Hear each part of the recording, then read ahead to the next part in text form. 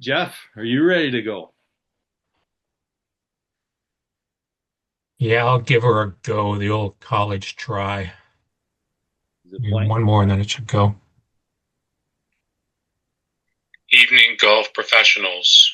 Welcome to tonight's fun session on why golf is addictive, the chemical roller coaster.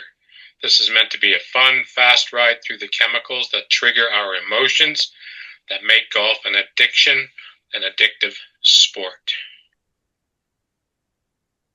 So let's buckle up your seatbelts. Keep your arms, hands, and legs inside the cart at all times. Let's look at why golf hooks us, holds us, and has us coming back for more. As we've discussed previously, we understand that the brain really is the CEO of all that we see, feel, and do. It's our communication means and mechanism. But inside our brain is the home of these five little characters that play as a fivesome. These brain chemicals can make us or break us and lead us into chemical dependency.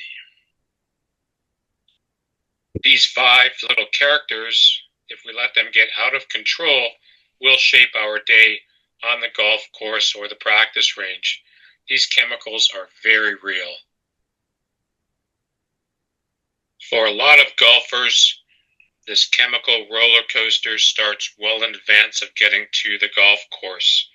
They start to think, they have confusion, creates pressure, they have fear of failure or embarrassment, and this creates high chemical levels into the brain. The brain is not only responsible for how we move and how we groove, but it's also responsible for our moods, our emotions, and they are random. They are the brain's way of reading chemical messages from every shot, putt, conversation, or feelings that you are having in your inner chemistry. And so the ride begins on Golf Mountain. The number one chemical is called dopamine. Dopamine buys the ticket. It's your anticipation drug. It's your dope of hope that you don't have to smoke or you can't get at your local cannabis or underground provider. Dopamine is the big one. It's on steroids. It fires when golfers hope for a good round. When they try something new, they buy something new, or they watch a tip on YouTube or Instagram, or they hit one perfect shot. Dopamine is the trap. It is chasing potential without actually having improvement. And this is what we all see so common in golf. I think we can all agree that dopamine is the number one chemical addiction to this game. The number two chemical is adrenaline. This is the competition rush, the spike part of the ride. Spikes when golfers feel pressure, excitement, first tee jitters, also feel it with friendly matches. Adrenaline equals energy plus hype plus risk. This is what makes golf feel like a real adventure, giving golfers a chemical high and creating this loop-de-loop ride as they go around the golf course. Your third character in your fivesome is cortisol. Cortisol is the stress builder. And as we all know, cortisol is not healthy. Stress itself can be rewarding, but some people, some golfers, get addicted to the emotional stress of this roller coaster ride. Cortisol also makes failure feel very dramatic. This is the drop from the top if we were on the roller coaster ride. And this is really related to the addiction loop. We create tension, fear of embarrassment, recovering from mistakes, and it all is very harmful with increased cortisol levels in our body. When cortisol spikes, golfers overthink, They feel embarrassed, they lose control, and everything starts to tighten up. And this really affects our golf swing, and our swing performance declines immediately. Serotonin is the fourth chemical in our group, and this is the calm confidence chemical, the one we'd really love to have all the time. It's the one that gives us rhythm, flow. Our fifth partner in our group is oxytocin. This is the social glue chemical that really is one of the major hooks for golfers.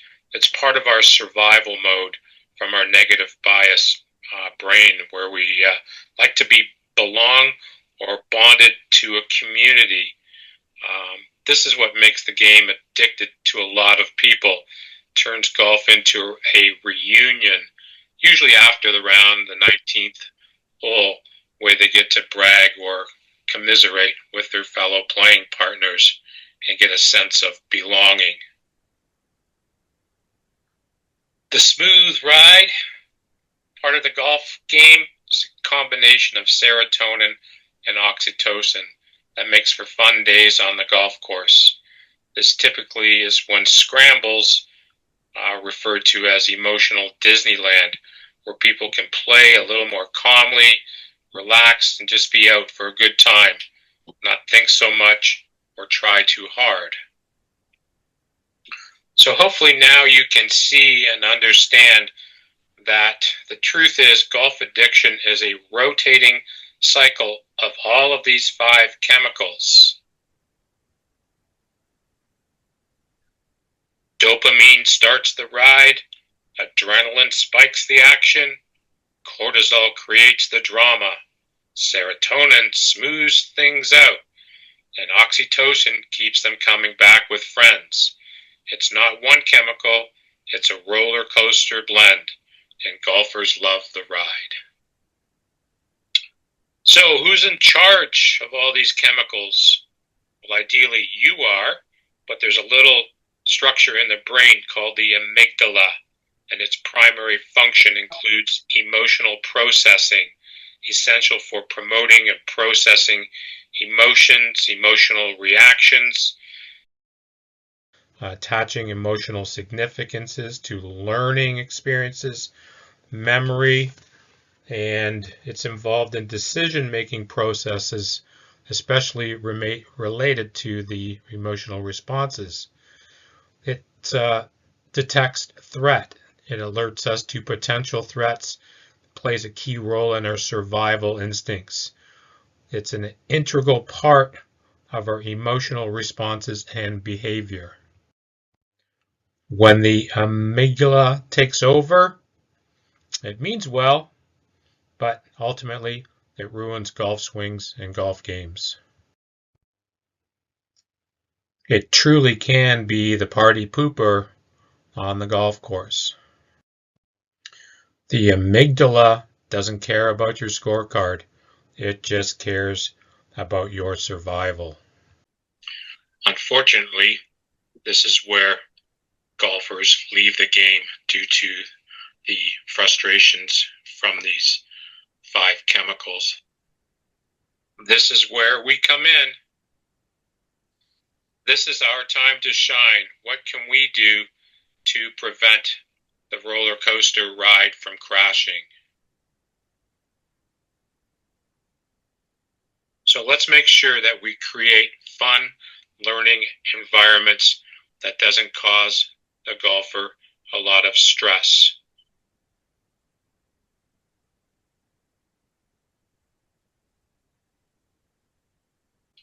Final takeaway, golfers aren't really addicted to golf.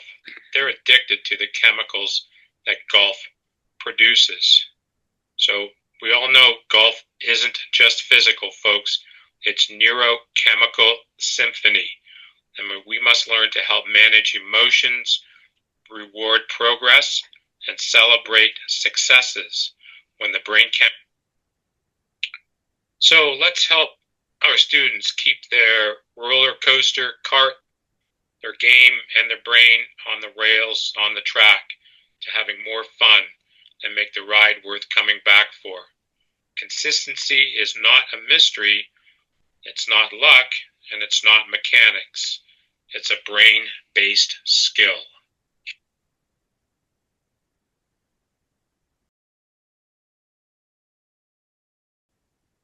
You go back to the last slide, Mark? Yeah, you try.